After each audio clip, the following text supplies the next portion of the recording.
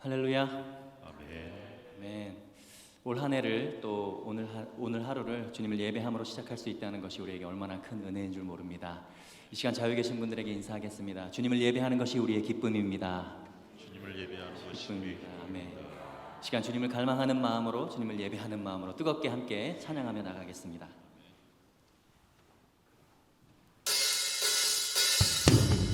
박수 치시면서 함께 찬양하실까요? 갈 길을 밝히 보이시니 주 앞에 빨리 나갑시다. 우리를 찾는 구주 예수 고도 다시 한번 고백할까요? 갈 길을 밝히 보이시니 주 앞에 빨리 나갑시다. 우리를 찾는 구주 예수 고도라하신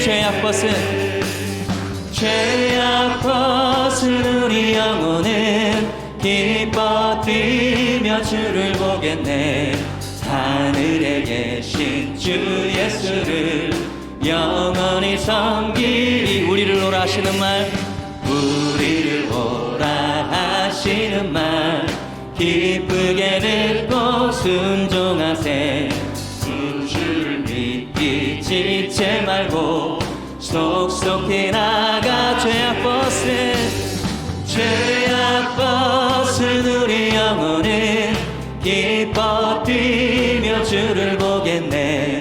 하늘에 계신 주 예수를 영원히 주 오늘 여기 계시오니 다 와서 주의 말씀 듣기도 하며 생각하니 참 진리시로다. 죄악 벗은 우리 영혼은 기뻐 뛰며 주를 보겠네. 하늘에 계신 주 예수를 영원히 주 오늘 여기 계시오니 다 와서 주의 말씀 듣기도 하며 생각하니 참 진리시로. 죄악 벗은 우리 영혼은 기뻐 뛰며 주를 보겠네. 하늘에 계신 주 예수를 영원히 죄악 벗은 우리 영혼은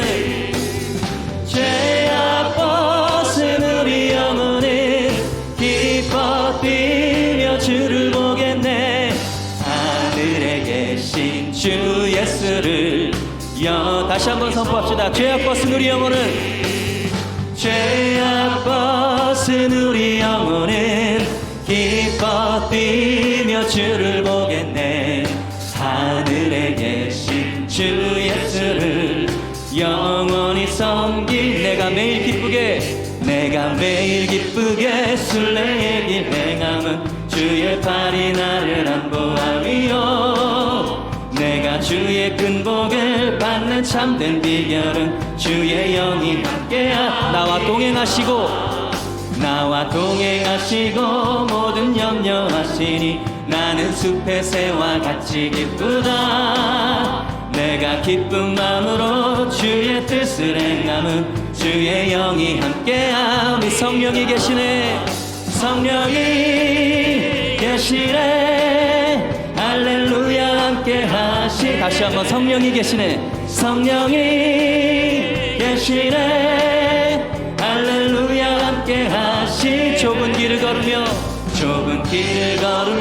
밤낮 기뻐하는 것 주의 영이 함께하니. 내가 매일 기쁘게 순례의 길 행함은 주의 팔이 나를 안보함이요. 내가 주의 큰 복을 받는 참된 비결은 주의 영이 함께하니. 성령이 계시네. 할렐루야 함께하시네. 성령이 계시네. 할렐루야 함께하시네. 하시 좁은 길을 걸으며 밤낮 기뻐하는 것 주의 영이 함께하 나와 동행하시고 모든 염려하시니 나는 숲의 새와 같이 기쁘다 내가 기쁜 마음으로 주의 뜻을 행함은 주의 영이 함께하 성령이 계시네 할렐루야 함께하 다시 한번 선포합시다 성령이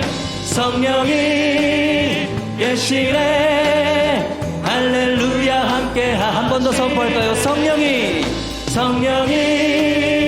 계시네 할렐루야 함께하시 좁은 길을 걸으며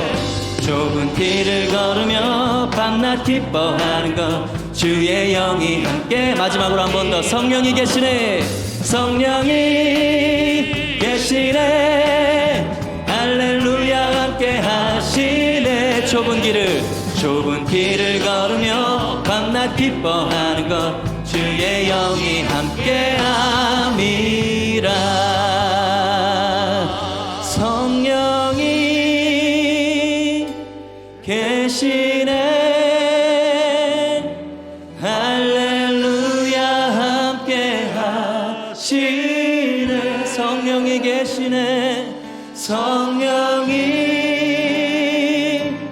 계시네 할렐루야 함께 하시네 좁은 길을 걸으며 밤낮 기뻐하는 것 주의 영이 함께 함이라 좁은 길을 걸으며 밤낮 기뻐하는 것 주의 영이 함께 함이라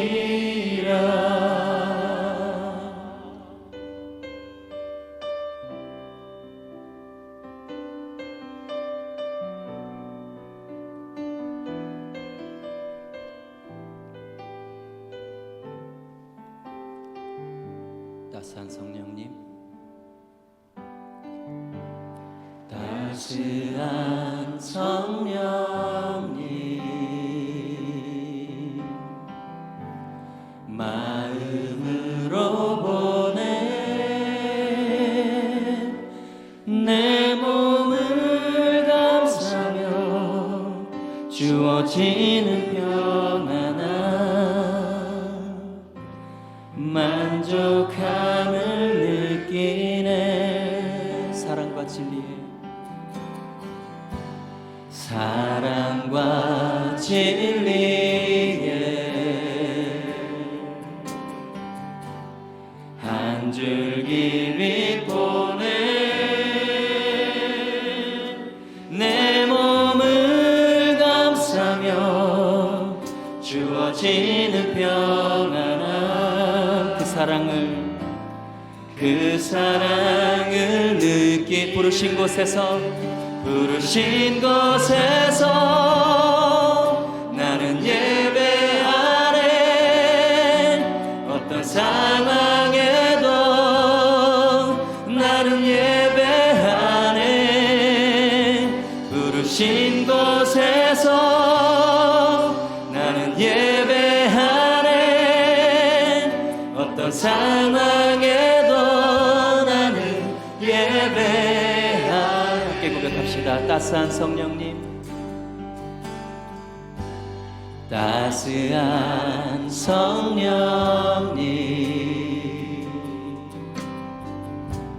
마음으로 보내 내 몸을 감싸며 주어지는 평안함 만족함을 느끼네 사랑과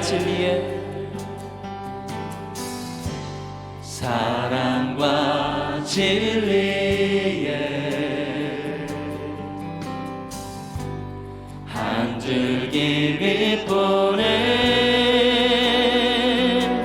내 몸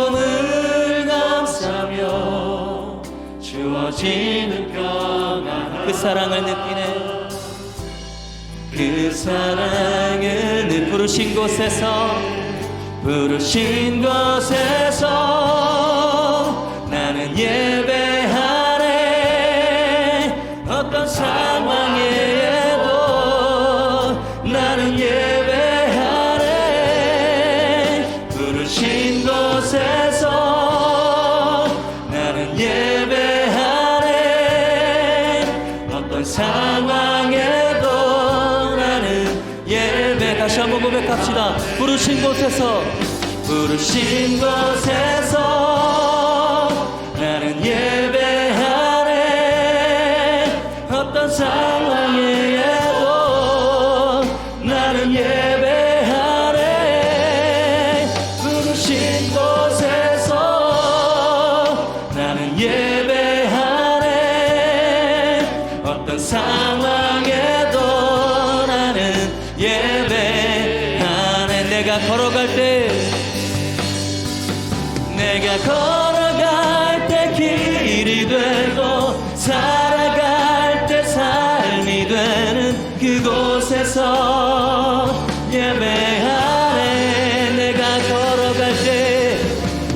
걸어갈 때 길이 되고 살아갈 때 삶이 되는 그곳에서 예배하네 부르신 곳에서 나는 예배하네 어떤 상황에도 나는 예배하네 부르신 곳에서 나는 예배하네 어떤 상황에도 나는 예배 부르신 곳에서 나는 예배하네 부르신 곳에서 나는 예배하네 어떤 상황에도 나는 예배하네 부르신 곳에서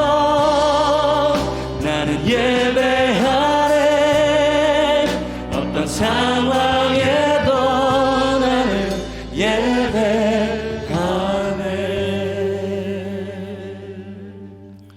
이 시간 우리를 대표해 김영민 장로님 기도 인도해 주시겠습니다.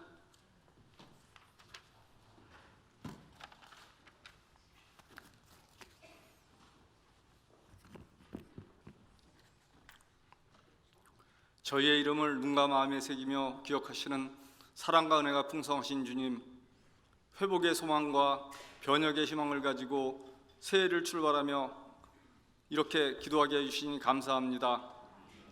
죄를 자복하고 버리는 자를 불쌍히 여기시는 인자하신 주님, 저희가 진리의 말씀을 외면하고 세상 지식에 의존하여 주님의 가르침을 멀리하고 욕망대로 살아온 모든 죄를 고백하고 뉘우치오니 저희들의 죄를 용서하여 주시옵소서. 허락하신 신년 집중 기도회를 통하여 저희가 복음의 진리를 깨달아 올바른 예배자의 삶을 살아가게 하여 주시옵소서. 세상의 자랑과 허망한 욕심을 버리고 항상 자족하고 기뻐하는 복된 성도들이 되게 하여 주시옵소서. 저희에게 귀한 자녀를 주신 사랑 많으신 주님, 주님의 국리를 의지하며 다음 세대를 위하여 기도합니다. 주님의 은혜와 사랑으로 우리 다음 세대를 지켜주시옵소서. 우리 교회 다음 세대가 사탄의 유혹과 현실적 향락에서 자유롭게 하여 주시옵소서. 눈물로 씨를 뿌리는 자는 기쁨으로 거둔다는 말씀처럼 어려운 이 시대에 최선을 다하여 복음의 씨를 뿌리게 하시고 믿음의 열매, 사랑의 열매를 풍성하게 맺어가는 다음 세대가 되게 하여 주시옵소서. 150년 전 이곳에 빛과 소금 교회를 세우시고 주님의 역사를 감당할 수 있도록 인도하여 주신 주님 감사합니다. 새해 세워주신 각 기관과 직분자들이 맡은 직분과 소임에 충성을 다하게 하시고 주님의 희생을 생각하며 사명을 잘 감당할 수 있는 일꾼들이 되게 하여 주시옵소서. 한순간도 교만과 게으름과 나태함으로 주님의 영광을 가리우는 일이 없도록 인도하여 주시옵소서. 저희 빛과 소금교회 모든 성도가 김한원 목사님의 사역에 순종하고 적극적으로 참여하여 주님의 제자 되어 세상에 복음을 전하며 사랑으로 지역사회를 잘 섬겨 하나님과 이웃을 기쁘게 하는 교회가 되게 하여 주시옵소서. 오늘 찬양으로 주님께 영광을 돌리는 교육위원회의 찬양을 기쁘게 흠양하여 주시옵소서. 이 시간 김한우 목사님이 전하시는 말씀을 잘 기억하고 실천하여 예배에 참석한 모든 이들이 예수님이 선포한 하나님의 나라의 백성이 되게 하여 주시옵소서. 우리의 모든 것 되시는 존귀하신 예수님 이름으로 기도드리옵나이다. 아멘.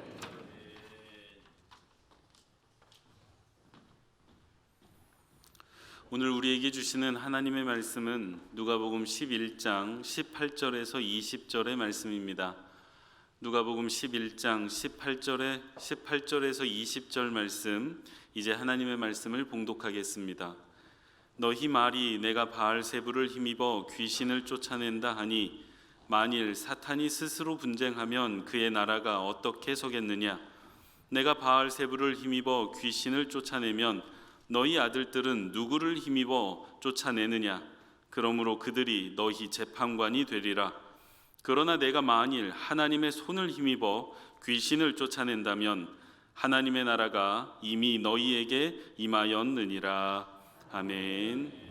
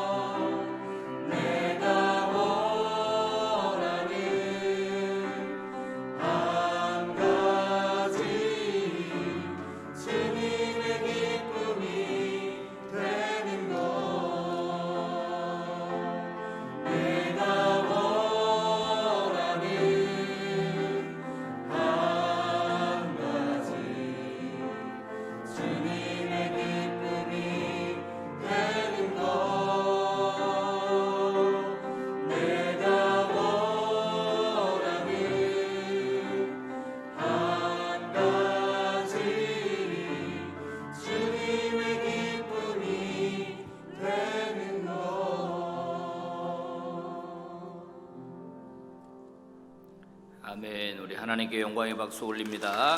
아멘. 우리 가정에서는 나도 잘 되는 게 중요하지만 내 자녀가 잘 되는 게 더 중요합니다. 그래서 우리는 자녀들을 잘 기르려고 애를 쓰지 않습니까? 제가 이 아침에 여러분 축복합니다. 여러분의 자녀들이 잘 되기를 주의 이름으로 축복합니다. 교회도 마찬가지입니다. 우리의 자녀들이 잘 돼야 됩니다. 오늘 이제 교육위원회가 특송을 했는데 사역자와 부장들 또 위원장 이렇게 함께 하나님께 영광을 돌렸는데 이분들이 참 중요합니다. 올 한 해. 그래서 사역자와 부장들과 교사들이 연합해서 진짜 우리 빛과 소금 교회 다음 세대가 불처럼 일어나는 그런 교회가 되기를 바랍니다. 이번에는 우리 교육위원회에 격려의 박수를 한번 하겠습니다.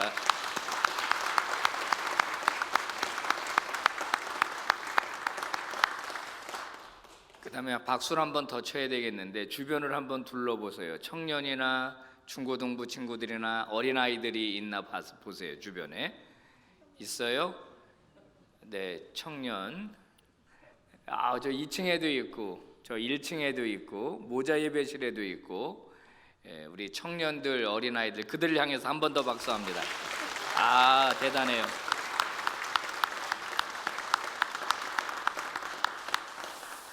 아마 스스로 나온 친구들도 있고 엄마 아빠가 강제로 가자 그래서 나온 친구들도 있고 하겠는데 하여튼간 이 기억이 좋은 기억이 될 겁니다. 좋은 기억이 될 거예요. 저는 지금도 기억합니다. 어릴 때 어머니랑 같이 철야 예배 나갔던 기억, 그런 기억들이 저에게 영적인 자산이 되더라고요. 하여튼간 오늘 새벽에 나온 우리 친구들 너무 고맙습니다. 어저께 제가 통계를 잘못 말했더라고요. 어저께 다시 통계를 내보니까 거의 550명, 어저께는 555명 그 정도 나왔습니다. 보니까 많이들 참석하고 있어서 진짜 연초에 우리 교회는 되는 교회다 이런 생각을 또 하게 되었어요. 너무 감사하고 여러분 끝까지 개근할 수 있기를 바랍니다. 차량위원회에서 여러분에게 좀 양보 부탁을 드립니다. 입구에 올라오면은 유치원 차들이 있는 그쪽에는 주차를 조금 양보해 주시기를 바랍니다. 왜냐하면 이제 우리가 태우고 오고 가고 하는 교회 차량이 드나드니까 그 부분에는 조금 여러분이 양보해 주시기를 바랍니다. 자, 우리 함께 기도하고 오늘 말씀 듣습니다. 하나님 아버지 감사합니다. 신년 집중 기도회 저희들에게 영적인 잔치를 열어 주셔서 감사합니다. 온 교회가 새벽을 깨우며 또 하나님 앞에 집중하며 나아가는 이 복된 시간, 우리 개인에게는 하나님 앞에 집중하는 시간 되게 하시고 기도 제목 간절히 아뢰드리는 그런 기간이 되게 하시고 영적으로 우리가 깨어나는 그런 복된 시간이 되게 해 주시옵소서. 오늘도 저희들은 말씀을 듣사오니 말씀 가운데 역사하시는 주 성령께서 잘 박힌 모처럼 우리 가슴 속에 들어오게 하시고 그 말씀이 내 삶의 좌표가 되게 하시고 등대가 되게 하시고 나침반이 되게 하여 주시옵소서. 예수님 이름으로 기도 올리옵나이다. 아멘. 자, 오늘은 예수님이 선포하신 하나님의 나라라는 제목으로 말씀을 증거하겠습니다. 여러분, 예수님께서는 하나님의 나라를 어떻게 선포하셨을까요? 이제 우리는 복음이 무엇인지 알게 되었고 하나님의 나라가 무엇인지 알게 되었습니다. 하나님의 나라를 예수님이 이 땅에 가져오셨다. 그의 나라는 하나님이 다스리는 나라고 하나님이 통치하는 나라다. 사탄에게 빼앗겼던 나라, 그 안에 사탄의 나라 안에 있으면은 온갖 고통과 고난과 염려, 걱정, 근심들이 있지만은 하나님 나라로 들어오게 되면은 생명을 부여받게 된다. 이것이 복음이고 복된 소식이라고 말씀드렸습니다. 복음이라고 하는 말과 하나님의 나라라는 말은 거의 동의어처럼 쓰입니다. 하나님의 나라가 왔다는 소식이 복음이고 복음이 바로 하나님의 나라가 왔다는 걸 알리는 소식이니까 하나님 나라와 복음은 같이 가는 겁니다. 자, 예수님께서 하나님의 나라를 어떻게 선포하셨느냐? 예수님이 제자들에게 가르쳐준 기도문이 있죠. 우리가 너무 잘 아는 주기도문입니다. 주기도문에서 예수님은 제자들에게 이렇게 가르쳤어요. 당신의 나라가 임하게 하소서. 하나님의 뜻이 하늘에서 이루어진 것처럼 하나님의 나라가 이 땅에 임하게 해 주십시오라고 기도할 것을 제자들에게 가르쳤습니다. 그래서 하나님의 나라가 오게 하시며, 우리가 이렇게 기도하죠.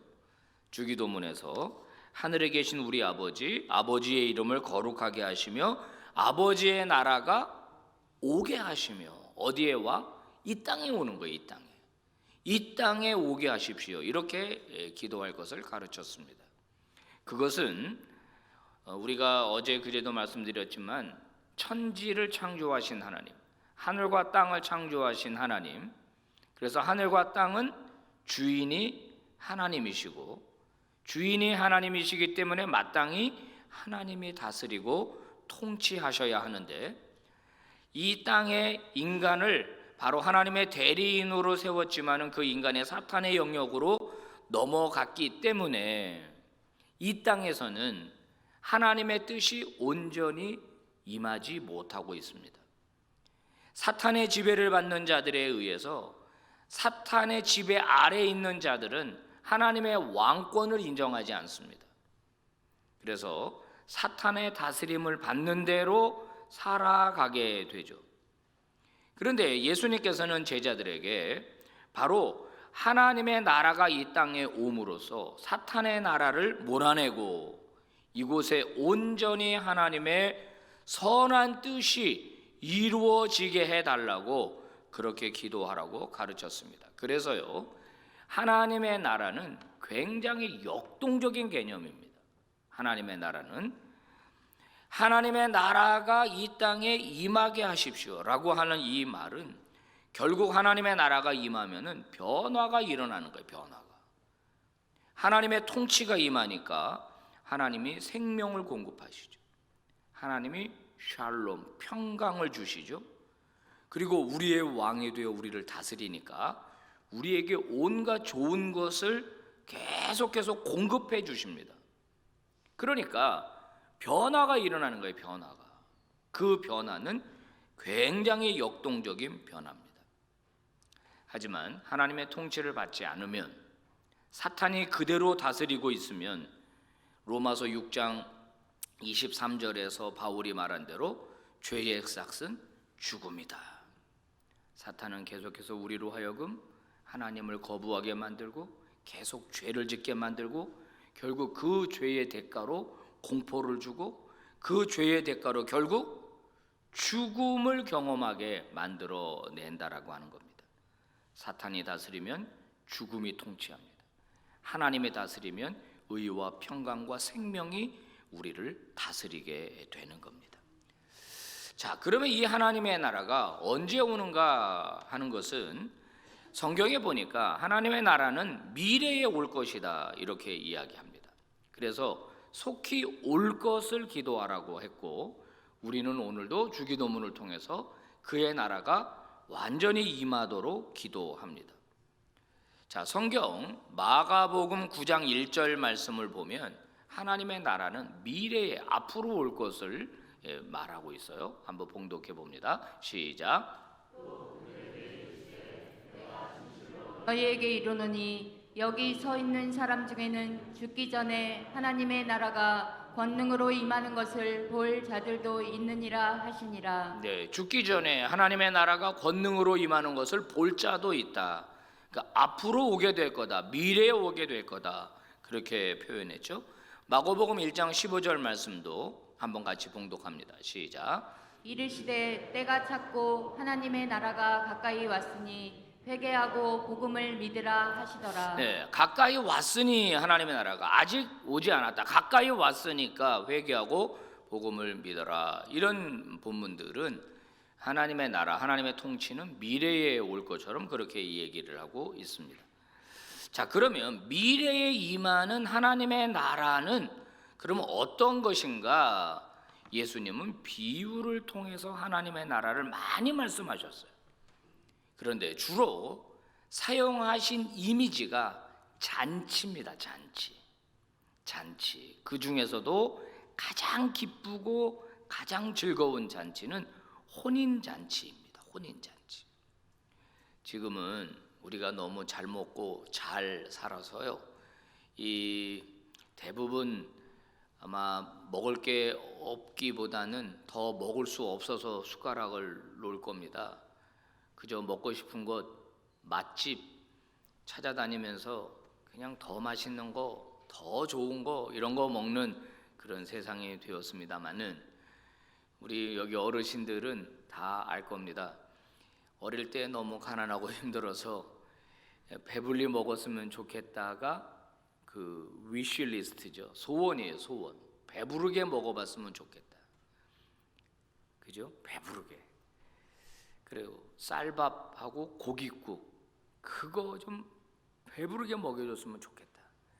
그것만 누가 계속해서 밥만 배부르게 먹여준다면 내가 어느 직장에 가서도 내가 일할 수 있다. 이런 이야기를 할 때가 있었어요.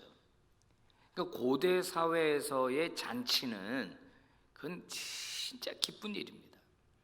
지금도 제가 생각이 나요. 좀 창피한 얘기기는 한데 어릴 때 뷔페 식당을 처음 갈 때 있었어요. 뷔페 식당에 혼인 잔치에 가면은 그때는 맛있는 거를 엄청 먹을 수 있었다고요. 표정이 다들 안 그런 것처럼 안 그랬던 것처럼 그러고 있는데 저만 그랬던 겁니까? 심지어는 우리 할머니가는 목에 때 벗긴다고 그랬어요. 목에 때를 벗기러 간다. 음식을 계속 먹는 바람에 이 목에 그런 이야기를 할 정도였고 뭐 소화제를 먹고 가기도 했고 하여튼간 이 잔치라고 하는 것이 주는 이 풍요로움은 이루 말할 수가 없죠. 그 다음에 지금이야 뭐 보고 즐길 것들이 너무 많지만 고대 사회로 갈수록 이 즐거움, fun이라고 그러잖아요. fun 영어로. 마을에 무슨 fun이 있어요? 잔치날이 되어야 음악도 있고 춤도 있고 흥겨움도 있고 그러는 거거든요. 그러니까 예수님이 말씀하신 이 잔치라고 하는 의미가 그 당시에 상당했습니다. 그리고 또 예수님은 하나님의 나라를 상속의 의미로도 가르쳤어요. 상속. 여러분 우리가 귀중한 것을 상속해 주지 않습니까? 주로 부동산, 값어치가 나가는 거니까 상속의 대상이 되는 거예요. 내가 입다가 다 떨어진 옷은 상속 안 하죠. 상속, 그만큼 하나님의 나라는 귀중하고 가치 있고 소중한 것이다 이렇게 가르쳤어요. 여러분 이런 예수님의 가르침은요 그 당시에 어떤 유대인을 랍비도 가르친 적이 없는 것들입니다. 그만큼 그 전예를 찾아볼 수 없을 정도로 독특한 것입니다.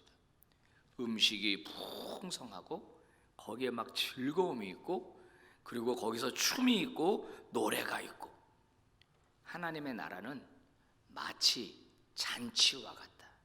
그 나라는 기쁘고 즐겁고 풍요롭고 행복하고 기쁜 곳이다. 그 하나님의 나라는 그게 예수님의 가르침입니다. 그래서 하나님의 풍요로움에 참여하게 되는 거예요. 하나님의 풍요로움, 하나님의 초월, 그러니까 인간을 초월해서 주시는 하나님의 신적인 생명, 여기에 참여하게 되는 게 하나님의 나라라고 가르쳤어요. 영생, 풍성함, 만족감, 부요하신 하나님에게 우리가 들어가게 되면 그 부요하신 하나님으로부터 풍성함을 누리게 되는 거예요. 어저께 말씀드렸던 탕자의 비유, 아버지를 떠난 아들은 결국 결핍을 경험하죠. 그래서 돼지 사료조차도 배부르게 먹지 못할 정도로 떨어집니다. 나락으로. 이 아들이 다시 아버지께로 돌아갈 것을 결심하지 않습니까? 그리고 아버지께로 돌아가기 전에 그 아들 입에서 무슨 말이 나오죠? 내 아버지 집에는 음식이 풍족하다. 음식이 풍족하다. 내 아버지한테로 돌아가면 나는 다시 만족함을 느끼고 풍요로움을 느끼고 나는 거기서 기쁨을 느낄 수가 있을 것이다라는 생각을 합니다. 그리고 아버지께 돌아가잖아요. 가자마자 어떻게 됐다고요? 아버지가 잔치를 벌이죠. 잔치. 이 잔치라고 하는 이미지, 고대 사회에서 잔치라는 이미지, 이 흥겨움, 이 기쁨, 그래서 아버지께로 돌아가면 이것이 다시 회복된다는 거예요. 하나님의 나라는 지금 우리는 잘 모르지만은 하나님의 풍요로움과 하나님의 초월적 생명, 인간의 생명은 제한적이지만 영원한 생명이 하나님으로부터 우리에게 공급된다라고 하는 거예요. 이 영생을 이해하실 때 더 중요한 것 하나가 있어요. 단순히 죽지 않고 영원히 사는 것만을 말하는 게 아니라 관계적인 의미예요. 관계적인 의미. 하나님 아버지와 그 깊은 관계성 속에서의 그 기쁨을 말하는 거죠. 이렇게 생각하면 좋아요. 그 자녀들을 외국에 유학을 보낸 집들 보니까 이 아이들이 최근에 어떤 집입니다. 어떤 집 보니까 미국에서 그야말로 그냥 뭐 열심히 공부하겠죠. 공부하는데 이 방학 때 기간이 한 2주밖에는 없는 거예요. 그런데도 집에, 한국에 있는 집에 오는 거예요. 엄마 아빠한테. 자가격리 10일 하면 다시 미국으로 가야 되는데 자가격리를 하더라도 집에 오고 싶은 거죠. 집에 와서 어머니, 아버지를 만나고 어머니가 해주는 밥을 먹고 집에서 그냥 그 한국에 있는 집에서 엄마 아빠랑 지내는 게 너무너무 그립고 그게 너무너무 결핍이 되니까 자가격리 10일 하고 다시 출국하는 한이 있더라도 미국에서 들어와서 집에 있다가 가는 거예요. 제가 그걸 보면서 하나님의 나라가 바로 이런 거다. 우리가 예수 그리스도와 하나님 아버지와 만날 때 그 감격과 그 감동과 그 만족감과 안정감과 이런 것이 바로 관계적인 의미에서의 하나님 나라예요. 그런 의미에서 영원히 그분과 함께 사는 거예요. 이게 바로 하나님의 나라입니다. 그런데요, 이 하나님의 나라를 예수님은 또 미래적 요소로만 말하지 않고 현재적 요소, 지금 여기 당장 여기에 임하는 하나님의 나라라고 또 설명했거든요. 대표적인 말씀이 오늘 읽은 누가복음 11장 20절이에요. 같이 봉독해 봅니다. 시작. 그러나 내가 만일 하나님의 손을 힘입어 귀신을 쫓아낸다면 하나님의 나라가 이미 너희에게 임하였느니라. 자, 여기 보면 이미 너희에게 왔다 이렇게 얘기하고 있어요. 이미 하나님의 나라가 너희에게 왔다. 이런 표현이 성경에 더 많이 나와요. 이게 예수님의 아주 독특한 부분입니다. 독특한 부분. 예수님 이전에 그 어떤 사람도 이렇게 말한 적이 없어요. 왜 이런 얘기를 제가 자꾸 하냐면은 그 어떤 사람들은 예수님을 실존적 인물로 보지 않고 제자들이 만들어낸 허구적인 인물로 주장하는 사람들이 있거든요. 그런데 이런 이야기를 함으로써 예수님은 실존했던 인물이다. 왜냐하면 그 전에 유래를 찾아볼 수 없는 말들을 하시니까 이런 것까지 제자들이 지어냈다고 보기는 어렵다고 보는 겁니다. 독특한 가르침. 예수님은 본인이 오셨기 때문에 구약의 시대가 종결됐다고 본 겁니다. 구약의 시대가 끝났다. 옛 언약의 시대는 끝났다. 그리고 새 시대가 열렸다. 그래서 신약이에요. 신약. 새로운 시대가 열렸고 하나님의 나라가 이미 여기 왔기 때문에 그 나라 안으로 초청하는 거예요. 우리를. 이미 왔다. 그 나라 안으로 들어와라. 이렇게 초청하는 거예요. 대표적인 말씀이 마태복음 11장 13절 14절이죠. 읽어봅시다. 시작. 모든 선지자와 율법이 예언한 것은 요한까지니 만일 너희가 즐겨 받을진대 오리라 한 엘리야가 곧 이 사람이니라. 귀 있는 자는 들을지어다. 예, 모든 선지자와 율법이 예언한 것은 요한, 세례 요한까지다. 세례 요한이 구약의 마지막 예언자다. 그래서 세례 요한까지 구약은 끝났다. 말라기에서 말한 예언, 엘리야가 와가지고 새로운 시대가 열릴 거라고 하는 그 예언이 바로 세례 요한이고 내가 바로 새로운 시대를 여는 주인공으로 이 땅에 왔다. 과거의 시대는 종결됐다. 새로운 시대가 열렸다라고 예수님이 말씀하시죠. 그래서 그 기다렸던 하나님의 나라가 여기에 왔고 그 하나님의 나라가 오니까 하나님의 나라가 온 곳에는 귀신이 떠나가고 병자가 치유되는 역사가 나타나더라 하는 겁니다. 지금 여기에 왔다. 오늘 이 11장 누가복음 이 말씀, 예수님이 지금 여기에 왔다라고 하는 이 말씀은 성경에서 바알세불 논쟁이라는 이름으로 유명한 본문입니다. 이 배경이 어떻게 되는 거냐면 어떤 사람이 그 말을 못하고 듣지 못하는 그런 장애인이었습니다. 여러분 아시지만 대개는 듣지 못하면 말을 못하잖아요. 두 개가 같이 오거든요. 거의 그 들어야 말을 하는데 듣지 못하니까 말을 못하는 겁니다. 근데 이 사람이 듣지 못하고 말을 못하게 된 원인이 그 장애의 원인이 귀신이었다고 성경은 이야기하고 있어요. 그래서 예수님이 그 귀신을 이제 쫓아냈거든요. 그러니까 그 사람 다시 듣고 다시 말을 하게 된 겁니다. 그 놀라운 기적이 일어났죠. 그럼 유대인들은 누군가가 그런 기적을 나타내게 되면은 그거를 해석을 해야 되는 거예요. 해석을. 이런 기적이 왜 일어났느냐라고 해석을 해내야 되는 거예요. 해석.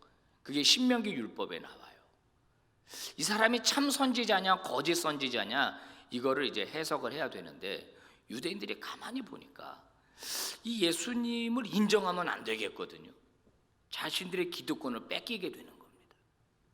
그래서 어떤 해석을 내리냐면 바알세불 짚혔다 이렇게 말해요. 짚혔다는 거는 바알세불이 예수님을 사로잡았다는 거예요. 바알세불은 뭐냐? 바알세불은 귀신 중에 제일 높은 귀신의 이름이 바알세불이에요. 그래서 어떻게 해석을 했냐면은 예수님에게 가장 강한 귀신이 들어와 가지고 그 귀신이 상대적으로 말 못하게 하는 벙어리 귀신을 쫓아냈다는 겁니다. 그렇게 예수님을 오도한 거예요. 예수님이 거짓 선지자고 사탄의 하수인이라고 하는 프레임을 뒤집어 씌운 겁니다. 예수님에게. 상당히 못된 사람들이죠. 이 예수님에게 거짓 예언자 프레임을 뒤집어 씌워가지고 예수님 안에 있는 귀신 중에 가장 강한 귀신인 바알세불이 약한 귀신을 쫓아냈다. 그랬더니 예수님이 거기에 대해서 논리적으로 반박을 하십니다. 첫 번째 뭐라고 반박하시냐면 야 말이 되냐? 어떻게 사탄이 자기 동료인 사탄을 쫓아낼 수가 있냐? 그게 말이 되는 거냐? 내부적으로 그런 분열이 일어난다는 건데 사탄의 나라가 어떻게 존립할 수가 있냐? 그러면서 반박을 하십니다. 어떻게 귀신이 귀신에게 힘을 줘갖고 다른 귀신을 쫓아내냐? 그거는 있을 수 없다. 그러면 두 번째는 예수님의 반박은 뭐냐면 그러면 너희 아들들은 여기서 이제 아들들이란 진짜 아들을 말하는 게 아니고 너희 자녀들, 그러니까 너희들은 너희 중에 유대인들 중에서도 귀신 쫓는 사역을 하는 사람들이 있었거든요 당시에. 그러면 아니 너희들 중에서도 귀신 쫓는 사역을 하는 사람은 도대체 누구 힘으로 하는 거냐 니네는 그러면. 그러면서 세 번째 바로 아까 20절 말씀이죠. 내가 지금 귀신을 쫓아낸 것은 하나님의 손, 여기서 하나님의 손이 있다고 생각하시면 안 되고 성경에서 하나님의 손, 하나님의 오른손이라고 말하는 건 다 그분의 능력을 표현하는 거예요. 능력. 하나님의 능력을 표현할 때 하나님의 손, 하나님의 오른손으로 나를 붙잡는다 그러지 진짜 하나님이 오른손이 있는 게 하나님 오른손잡이가 아니에요. 하나님이. 그런 생각은 하지 마셔요. 하나님의 능력을 나타내는 말이 바로 하나님의 힘을 나타내는 말이 하나님의 손입니다. 지금 하나님이 여기에 임하셔가지고 하나님의 능력으로 하나님이 개입하셔가지고 하나님의 능력으로 지금 이 귀신을 쫓아냈다. 그래서 지금 예수 그리스도를 통해서 하나님의 능력이 여기 나타나고 있다. 그러니까 하나님의 나라가 여기 왔다. 나를 통해서 여기에 왔다. 그렇게 지금 주님이 말씀하시는 겁니다. 여러분 사탄은 귀신을 이용합니다. 그래서 하나님을 경배하지 못하게 만들어요. 하나님을 예배하지 못하게 만들어요. 그게 사탄이 하는 일입니다. 주로 친구들을 이용하고 환경을 이용하고 또 내 게으른 습관을 이용해서 하나님 앞에 나아가는 걸 어떻게든지 못하게 하는 겁니다. 여러분 오늘 새벽에 다 나오셨는데 지금 온라인으로도 계신 분이 있을 텐데 혹시 여러분 오늘은 쉴까 이런 생각 안 해보셨어요? 웃는 분이 몇 분 계셔요. 이제 새벽 기도가 습관이 안 되면 힘들거든요. 오늘은 좀 쉴까? 이제 보면은 그런 생각이 앞으로도 계속 온다고요. 그런 생각은 누가 나게 하는 걸까요? 누가 나게 하는 걸까요? 하나님을 예배하는 것보다 더 즐거운 일들을 자꾸 만들어내요. 도대체 그런 일들은 누가 하는 걸까요? 사탄은 귀신을 이용해서 우리를 올가맵니다. 하나님 앞에 나아가지 못하게 해요. 그런데 귀신이 떠나면 어떤 일이 벌어지죠? 귀신이 떠나가면 온전해지는 겁니다. 반드시 생각해야 될 것을 생각하고 반드시 선택해야 할 것을 선택하게 만들고 그러면서 바른 길을 가게 만들어요. 귀신이 떠나가면. 실제로 제가 목회하면서 부목사로 목회하던 어떤 교회에서 귀신을 잘 쫓아내는 목사님이라고 강사가 왔었어요. 저는 그때 물론 목회자였지만은 그걸 잘 안 믿었었어요. 근데 그날 그 저녁 집회 때 귀신을 쫓아내는 사역이 시작이 됐는데 어느 권사님의 아들 하나가 고등학교 1학년이었는데 걔가 그 귀신 들렸다는 게 그날 증명이 됐었어요. 여기서 꼬꾸라졌는데 아이가 꼬꾸라졌는데 일어나지를 못하는 거예요.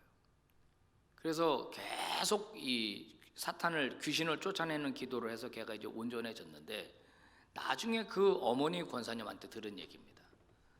어느 날부터인가 아이가 굉장히 반항적이고 말을 안 듣고 그러더라는 거예요. 그래서 사춘기로만 생각을 했다는 거예요.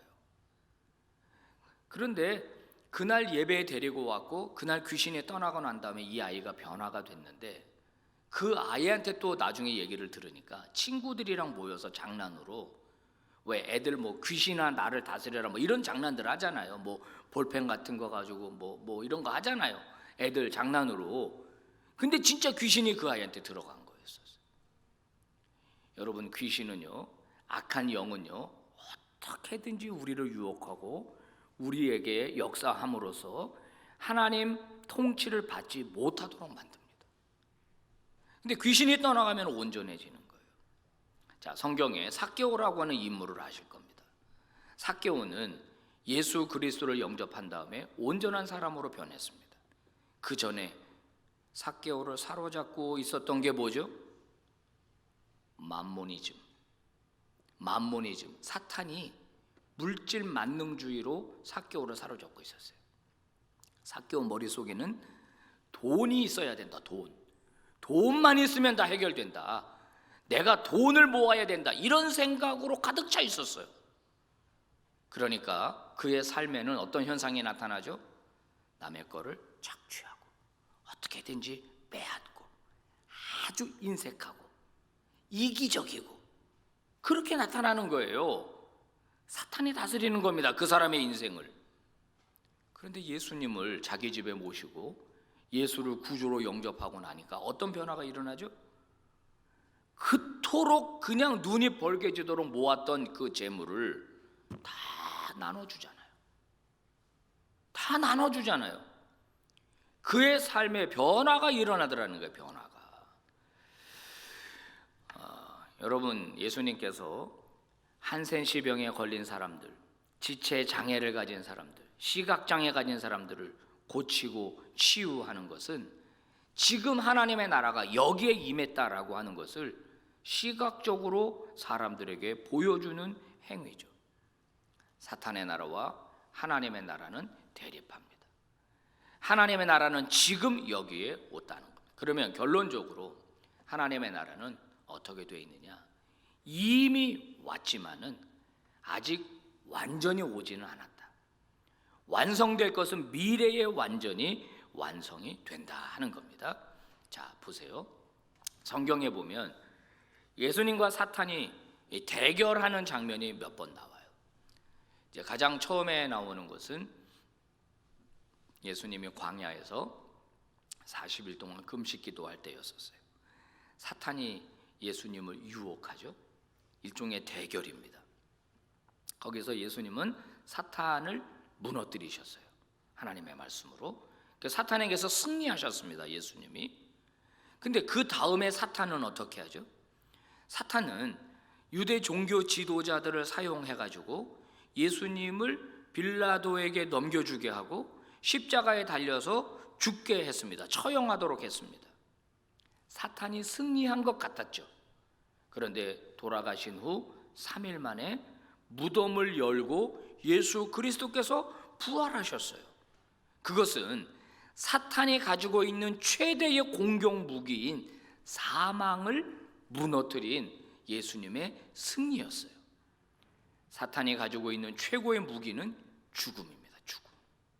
그래서 성경은 뭐라고 말해요? 고린도전서 15장에 보면은 맨 마지막에 멸망받을 원수는 죽음이다. 그래서 죽음이다. 예수님이 죽음을 죽이시고 생명의 부활로 나온 것은 사탄이 가지고 있는 최대의 공격 무기를 완전히 박살낸 것입니다. 그래서 더 이상 이제 사탄의 힘은 예수를 영접한 사람들에게 작용할 수가 없는 거예요. 사탄은 결정적으로 예수 그리스도의 부활 사건으로 말미암아 힘을 잃어버리게 된 것입니다. 이것을 이런 식으로 표현할 수가 있어요. 2차 세계대전이 일어났을 적에 1944년 4월 연합군이 프랑스 노르망디의 상륙작전을 성공시킴으로써 독일군을 무찔렀습니다. 그날을 D-Day라 그래요. D-Day. 44년 4월입니다. 그런데 독일군이 완전히 패망하기까지는 1년이란 세월이 필요했습니다. 45년 5월에 그 히틀러의 후계자인 차베스 제독이 항복 문서에 사인을 하게 되면서 완전히 전쟁은 종식이 되었죠. 그날을 빅토리 데이라고 부릅니다. 무슨 말이냐? D-Day와 빅토리 데이에는 1년이라고 하는 세월이 필요했다는 거예요. 예수 그리스도가 2000년 전에 우리에게 오셔서 악한 사탄을 완전히 박살내고 승리를 가져온 날은 D-Day입니다. 이제 예수 그리스도께서 이 땅에 완전히 재림하시는 그날은 빅토리 데이가 될 거예요. 그 기간까지를 우리는 중간기라고 부르는 겁니다. 이미 승리는 왔어요. 이미 하나님의 나라는 왔어요. 그런데 아직 온전히 임하지는 않은 겁니다. 그러면 어떻게 해야 될까요? 이겁니다. 기쁜 소식. 사탄의 지배 아래 놓여있던 인간에게 하나님의 지배, 하나님의 통치가 임했다라고 하는 이 기쁜 소식, 구원의 길이 열렸다. 이 기쁜 소식, 이 기쁜 소식을 증거함으로써 그 기쁜 소식을 들은 사람이 사탄의 나라에서 하나님의 나라로 들어오게 만드는 일, 바로 이것이 우리들에게 주어진 거룩한 사명이에요. 그래서 예수님이 뭐라고 말씀하셨어요? 땅 끝까지 가서 내 증인이 되어라. 너희는 예수 그리스도의 이름으로 아버지와 아들과 성령의 이름으로 세례를 베풀고 내가 너희에게서 분부한 모든 것을 가르쳐서 지키게 하라. 제자 삼아라. 그 얘기를 하신 겁니다. 제자를 파송하시면서 예수님이 말씀하셨어요. 귀신들을 쫓아내고 병자들을 고쳐라. 제자들이 예수님의 그 통치를 위임받아, 그 능력을 위임받아 나가서 귀신을 쫓아내고 병자들을 고쳤죠. 돌아와서 뭐라고 보고했습니까? 귀신이, 사탄이 번개처럼 떨어지는 것을 내가 봤다라고 예수님이 말씀하시잖아요. 선교 보고를 듣고. 무슨 말이죠? 제자들이 가서 역사하는 그곳에 임했던 사탄이 떠나갔다는 거예요. 또 번개처럼 떨어져 버렸다는 거예요. 능력을 잃고 떨어져 버렸다는 거예요. 제자들이 가는 곳마다 귀신이 그곳에 떠나갔다는 거예요. 여기 지금 예배하고 있는 우리 성도님들, 여러분이 예수를 어떻게 믿게 되었는지 저는 모르지만은 저 같은 경우 제가 아주 어린 나이 초등학교 들어가기 전에 예수를 영접하고 우리 어머니 아버지를 전도하고 예수 그리스도가 우리 집을 다스렸을 때 우리 집을 다스리던 귀신은 떠나간 겁니다. 우리 어머니 젊었을 때 절에 다니시고 집에서 굿하고 고사 지내고 이런 귀신이 저 아주 어릴 때 우리 집을 사로잡고 있었어요. 그런데 저와 제 동생과 저희 누나가 어릴 때 교회를 다니기 시작하고 어머니를 전도하고 아버지를 전도하면서 우리 집에 하나님의 통치가 온 거거든요. 여러분도 아마 마찬가지일 겁니다. 여러분 일터, 여러분 직장, 여러분 공부하는 곳, 아직도 사탄이 다스리고 있는 영역들이 많이 있을 겁니다. 이거를 떠나가게 만드는 것이 저와 여러분의 사명인 거예요. 청년들이요, 잘 들으십시오. 이 직장은 진짜 사장님이 윗사람이 회식 문화가 완전히 술 먹고 나는 이런 직장 안 다녀 하고 사표 던지는 게 훌륭한 믿음입니까? 훌륭한 믿음이에요. 하지만 더 훌륭한 믿음은 뭔지 아세요? 그곳을 바꾸는 겁니다. 내가 진급하고 내가 과장이 되고 내가 부장이 돼서 그 문화를 바꿔버리는 거, 그게 진짜 더 좋은 믿음인 거예요. 그렇게 사탄이 다스리는 지역에서 그들과 싸워서 그것을 바꾸려는 마음이 없으면은 계속 우리는 어떻게 돼요? 거룩한 패배자로 남게 되는 거예요. 견뎌야 됩니다. 이겨야 됩니다. 바꿔야 됩니다. 내가 가는 곳을 거룩한 하나님의 통치로 바꾸는 거예요. 여기 공무원 계십니까? 요즘 그런 경우 없지만은 내가 있는 그 자리, 옛날에는 뇌물을 받고 촌지를 받고 바꿔주고 판결을 굳게 하고 있는데 내가 가면서부터 그걸 바꾸는 거예요. 뇌물을 없애고 하나님의 정의와 공의가 오는 곳으로 바꾸는 거예요. 그게 그리스도인의 사명인 겁니다. 사랑하는 여러분, 사탄이 번개처럼 떨어지는 걸 봤다. 예수님이 말씀하셨어요. 하나님의 통치는 지금 여기에 왔습니다. 우리에게 임했습니다. 이게 바로 복음의 능력이고 하나님의 능력이에요. 이 능력을 가지고 여러분의 가정을 바꾸시고 여러분의 일터를 바꾸고 이 땅을 바꾸고 치유하는 그런 우리 빛과 소금의 종들이 되시기를 주의 이름으로 축복합니다. 기도하겠습니다. 하나님 아버지 감사합니다. 오늘도 말씀 주시고 오늘도 도전 주시니 감사합니다. 말씀대로 복음의 능력, 하나님 나라의 능력, 예수의 능력을 가지고 이 사탄의 다스림 속에 있는 이 땅을 구원하고 바꾸고 회복하는 믿음의 종들로 살아가게 하여 주시옵소서. 귀한 예물 드린 손길들 손 얹고 축복하며 기도합니다. 저들의 인생에 잘 되는 복이, 예수로 충만한 복이 임하여 주시옵소서. 예수님 이름으로 기도 올리옵나이다. 아멘. 자, 이렇게 기도하시다가 은혜 가운데 돌아가시기를 바랍니다. 예배 마쳤습니다.